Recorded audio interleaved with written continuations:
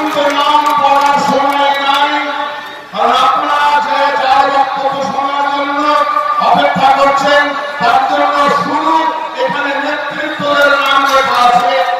আমি অনুরোধ করব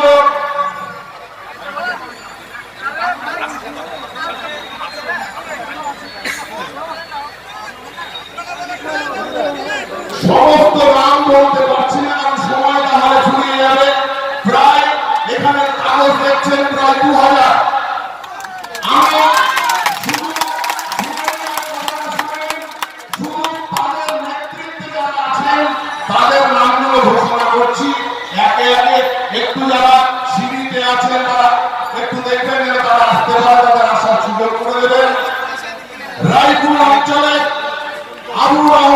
আব্দুর রহমান সাহেবের নেতৃত্বে প্রায় 100 জন, যার ভোটের সংখ্যা প্রায় 7,000।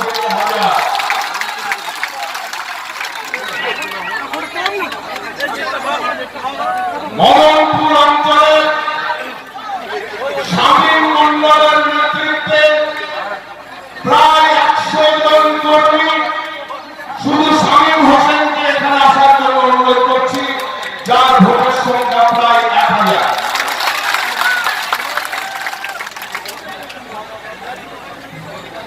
মালদা অঞ্চলে বাংলাদেশের বিজেপি থেকে, তৃণমূল থেকে, বিভিন্ন রাজনৈতিক দল থেকে আব্দুল ওয়াহাবের নেতৃত্বে গিয়াসউদ্দিন মন্ডল, গোলাম মন্ডল, এদেরকে স্টেজে আসার জন্য অনুরোধ করছি। এদের নেতৃত্বে প্রায় 40 থেকে 50 জন, যাদের নাম আমি বলতে পারলাম না, আমাকে ক্ষমা করবেন।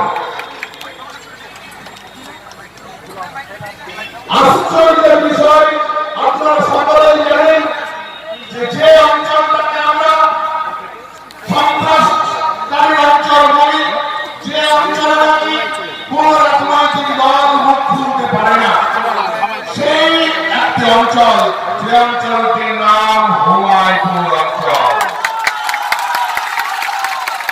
সেই হুমায়ুনপুর অঞ্চলে জয়নাল আবেদীনের নেতৃত্বে মহিলা কংগ্রেসের আয়েশা বিবি, যারা মহিলা কংগ্রেসে যোগদান করেছেন আলিয়া বিবি, মেরিনা বিবি, হাজেরা বিবি, এদের নেতৃত্বে প্রায় 40 থেকে 50 জন মহিলা, এবং সাদেক আলী শেখের নেতৃত্বে প্রায় তার সংখ্যা 42 থেকে 43 জন, যারা এই ভারতীয় জাতীয় কংগ্রেসে যোগদান করছেন।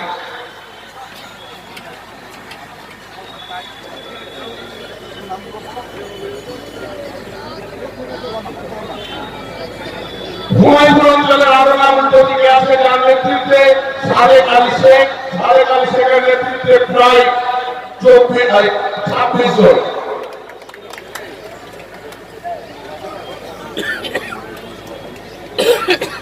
মানবপুর অঞ্চলে শাহজাদপুরে তরুণ ঘোষের নেতৃত্বে প্রায় 20 জন।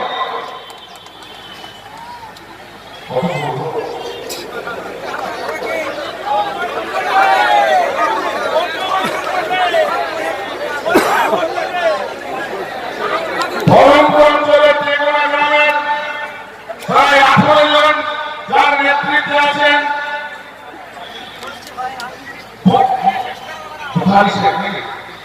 বুখারী শেখ, সাহাবুল ইসলাম, সব টিএমসি থেকে কংগ্রেসে যোগদান করেছেন, যার সংখ্যা প্রায় 21 জন।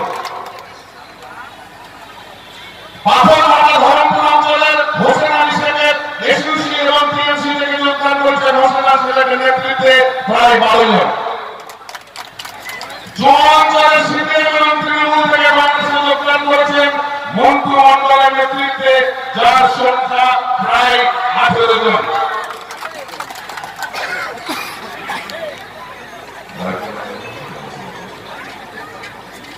আরো অনেক নাম ছিল, দাদার বক্তব্যের সময় চলে আছে, যাদের নাম বলতে পারলাম না, তাদের দুঃখিত। প্রায় টোটালের উপর সংখ্যা 1.5 থেকে 2000, যারা আজকে হরিবাট্টা ব্লক কংগ্রেসের সঙ্গে অমিত চৌধুরী আদর্শে আদর্শিত হয়ে মুর্শিদাবাদ জেলা কংগ্রেসকে সমৃদ্ধ করলো, তাদের কিছু মানুষকে কিছু নেতৃত্বে আসার জন্য অনুরোধ করছি।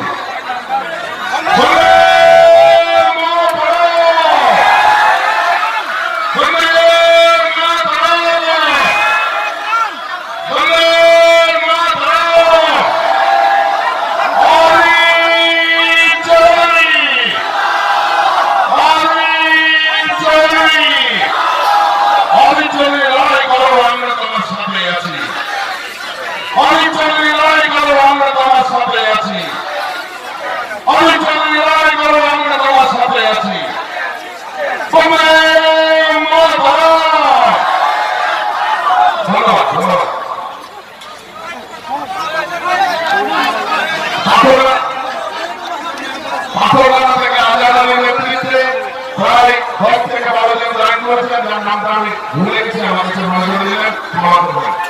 এবার আপনাদের সামনে বক্তব্য রাখবেন যার অপেক্ষায় আছেন সেই সকলের প্রিয় অধীর রঞ্জন চৌধুরী মহাশয়।